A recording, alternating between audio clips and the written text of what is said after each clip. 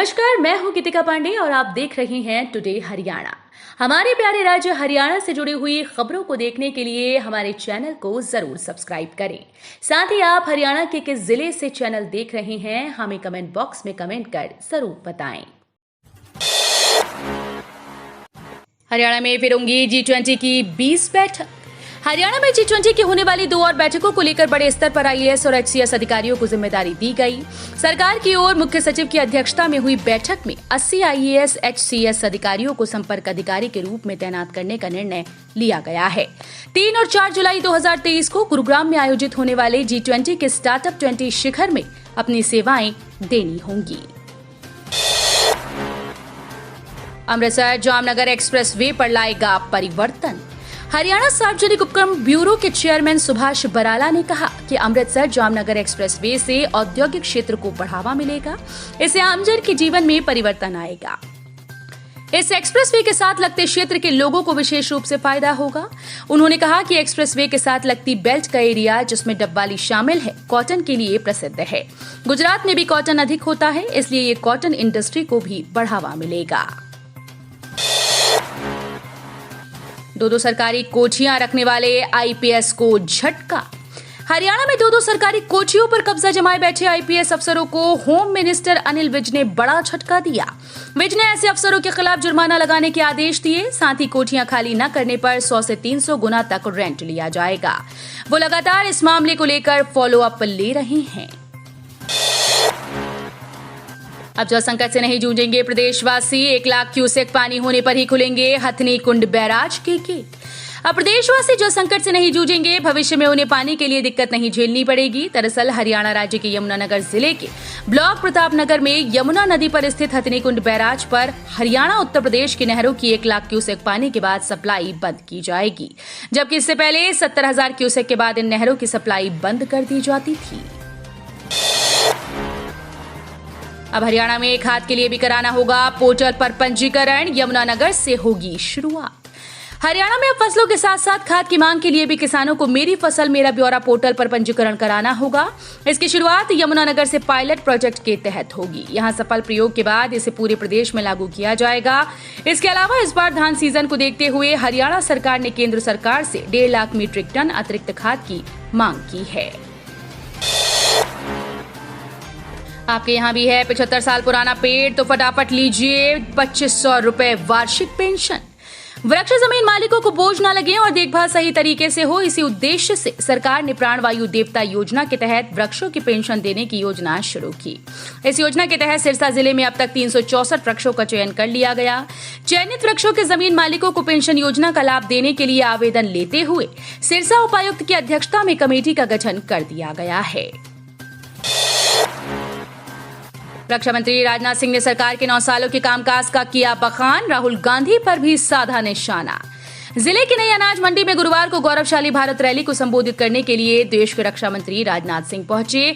राजनाथ सिंह के साथ साथ हरियाणा कैबिनेट के कई मंत्री भी मंच पर मौजूद थे। राजनाथ सिंह ने देश की सुरक्षा से लेकर कई उपलब्धियों को गिनाया, तो वहीं कांग्रेस पर जमकर भड़ास निकालते हुए राहुल गांधी को भी आड़े हाथों लिया। मुख्यमंत्री मनोहर लाल के नेतृत्व में अभूतपूर्व ढांचागत विकास हुआ। भाजपा प्रवक्ता प्रवीण आत्रे ने नई बन रही बल्लभगढ़ पलवल मेट्रो लिंक पर प्रतिक्रिया देते हुए कहा कि हरियाणा का ढांचागत विकास करवाने में मुख्यमंत्री मनोहर लाल अव्वल साबित हुए। प्रदेश का जितना ढांचागत विकास मनोहर लाल के नेतृत्व वाली भाजपा सरकार के कार्यकाल में हुआ है, इतना विकास पहले किसी भी सरकार के दौरान नहीं हुआ। पीएम मोदी का हरियाणा को झटका। यमुनानगर में लगने वाले 800 MW पावर प्लांट को झारखंड शिफ्ट करने की तैयारी। दीपेंद्र ने उठाए सवाल। आम चुनाव से पहले प्रधानमंत्री नरेंद्र मोदी ने हरियाणा को एक बड़ा झटका दिया। पीएम ने यमुनानगर में लगने वाले 800 मेगावाट कोल पावर प्लांट पर रोक लगा दी। इतना ही नहीं, प्रधानमंत्री ने इसे झारखंड के पिचहेड में स्थापित करने का सुझाव भी दिया। पीएम मोदी के इस फैसले के बाद हरियाणा की राजनीतिक गलियारों में हलचल मच गई। इसे रोकने के लिए प्रदेश सरकार ने एक प्रेजेंटेशन भी तैयार किया है। 15 को 12 बसें बेड़े से बाहर होंगी, 26 को नई मिलेंगी। जिले की ग्रामीण रूट्स पर चलने वाली रोडवेज की 12 बसों का 15 जुलाई को सड़कों पर चलने का समय पूरा होने के कारण वो बेड़े से बाहर हो जाएंगी।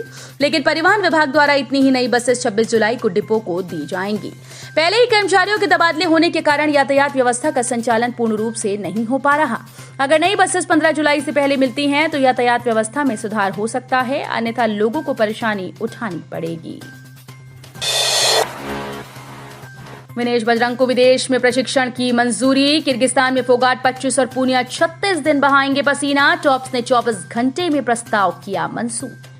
भारतीय कुश्ती संघ के पूर्व अध्यक्ष ब्रजभूषण शरण सिंह के खिलाफ मोर्चा खोलने वाले पहलवान विनेश फोगाट और बजरंग पूनिया को लेकर बड़ी खबर आई। केंद्र सरकार ने ओलंपिक पदक विजेता पहलवान बजरंग पूनिया और विनेश फोगाट के किर्गिस्तान और हंगरी में अभ्यास को टारगेट ओलंपिक पोडियम योजना के तहत मंजूरी दी है। जींद में डिप्टी सीएम की पार्टी जेजेपी को बड़ा झटका। हरियाणा के जींद में जननायक जनता पार्टी को बड़ा झटका लगा। 2 जुलाई को जुलाना में सोनीपत संसदीय क्षेत्र की पार्टी की रैली है और इससे पहले ही जुलाना हलका के प्रधान वेदपाल भनवाला के नेतृत्व में 70 से अधिक पदाधिकारियों ने जजपा छोड़ दी। जुलाना में 2019 के विधानसभा चुनाव में जजपा को चुनाव जीतने में इस टीम का बड़ा योगदान रहा था। जज्बे को सलाम। 106 वर्षीय उड़नपरी रामबाई ने जीते गोल्ड मेडल, तोड़ा 100 मीटर का रिकॉर्ड। हरियाणा के चरखी दादरी जिले के गांव कादमा की रहने वाली 106 वर्षीय रामबाई एक बार फिर से सुर्खियों में है। उत्तराखंड के देहरादून में 18वीं नेशनल एथलेटिक्स चैंपियनशिप का समापन हुआ। इस प्रतियोगिता में रामबाई ने 100 और 200 मीटर दौड़ में भाग लेकर गोल्ड मेडल जीता। उन्होंने शॉटपुट इवेंट में भी अपने दमदार प्रदर्शन दिखाया। बता दें कि रामबाई का पूरा परिवार ही खेलों में नाम कमा रहा है। उनकी बेटी 62 वर्षीय संतरा देवी रिले रेस में गोल्ड मेडल जीत चुकी हैं। रामबाई के बेटे 70 वर्षीय मुख्तार सिंह ने 200 मीटर दौड़ में ब्रॉन्ज मेडल जीता। बहू भतेरी भी रिले रेस में गोल्ड और 200 मीटर दौड़ में ब्रॉन्ज जीत चुकी हैं। काकी ने ही की चोरी। चालान के 3.23 करोड़ रुपए का हवलदार ने किया गबन। बैंक में जमा नहीं कराई, वसूली गई राशि। पुलिस विभाग की चालान शाखा घोटालेबाजों का अड्डा बन गई है। 2 माह पहले शाखा में कार्यरत हवलदार द्वारा 12.5 लाख के गबन के बाद अब पूर्व शाखा प्रभारी पर 3.23 करोड़ रुपए गबन का मुकदमा दर्ज किया। दवाई लेने जा रहे मां बेटे की बाइक को फॉर्च्यूनर गाड़ी ने मारी टक्कर। दोनों की मौके पर हुई मौत। बताया जा रहा है कि 28 वर्षीय बिट्टू अपनी 55 वर्षीय मां राजवंती के साथ दवाई लेने के लिए मोर माजरा जा रहा था। रास्ते में धर्मगढ़ चौक के नजदीक किसान पेट्रोल पंप से तेल डलवाकर बाहर निकलते ही एक फॉर्च्यूनर गाड़ी ने उनकी बाइक को टक्कर मार दी। दोनों मां बेटा गंभीर रूप से घायल होकर सड़क पर गिर गए। राहगीरों द्वारा पुलिस व स्वजनों को सूचना दी गई। जब तक स्वजन मौके पर पहुंचे तब तक दोनों की मौत हो चुकी थी। पुलिस ने मौके पर पहुंचकर दोनों के शव को पानीपत सिविल अस्पताल के शवगृह में भिजवा दिया। तो ये थी हरियाणा राज्य से जुड़ी हुई आज की कुछ खास और अहम खबरें। इसी तरह की लेटेस्ट अपडेट देखने के लिए टुडे हरियाणा को जरूर सब्सक्राइब करें।